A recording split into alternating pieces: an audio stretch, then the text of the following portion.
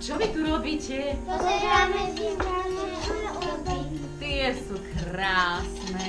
A ja vždy rada chodím pozerať vianočné ozdoby. Áno. A viete prečo? Pretože ja viem, ako sa narodila prvá vianočná ozdoba. Prvé vianočné bábätko. Chcete o tom počuť? Áno. Tak si sadkajte, poviem vám rozprávku. Choď pri mňa. Dobre, idem. Ani nezačnem tým, že kde bolo, tam bolo. Pretože to nebolo tak veľmi dávno.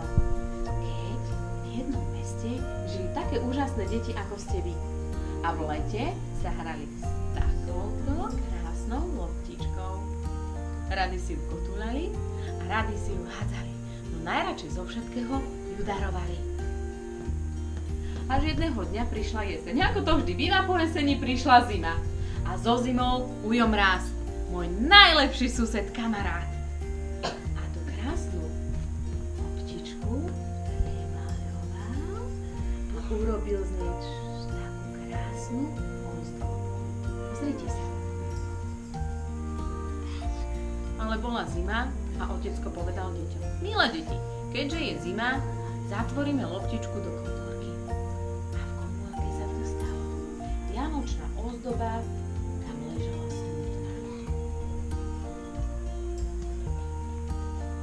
Nie však dlho, pretože napadol sneh a vonku zostali smutné vtáčiky. Našla ich mamička a povedala oteckovi: tatino, nemôžeme nechať tie vtáčiky takto vonku mrznúť. Čo by sme len vymysleli? A dostal výborný nápad. Odpílil ten stromček a dal vtáčikom domček. A ten domček bol u nich doma. A maminka rozmýšľala: čo by sme im dali jesť? Čo by im dali jesť? Zrnka.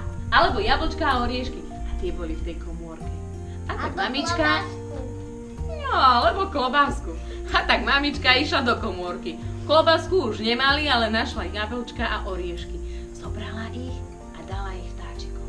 Keď v toho zrazu našla aj tú stratenú, nájdenú, novú, narodenú vianočnú ozdobu. Zobrala ju a povedala: milé vtáčiky, okrem toho, že vám dám na stromček jablčka a oriešky, dám vám tam aj vianočnú ozdobu, aby sa vám u nás páčilo. Od tých čias to robia vždy. Vianočné ozdoby dávajú na stromček, aby ho mali čo najkrajší. Čo na to poviete? Máte ich doma aj vy? Áno. A máte doma krásny stromček? Áno. To sa veľmi teším. Len my, mama, ešte nemáme. Však? Ešte nemáte? Nie. Ja nemám už. A ty si kto? Ja som detská rozprávanka a teším sa na to, že sa budeme spolu stretávať na koncertoch, uvidíme sa na DVDčkách a možno aj v knižke. Ahojte! Ahoj!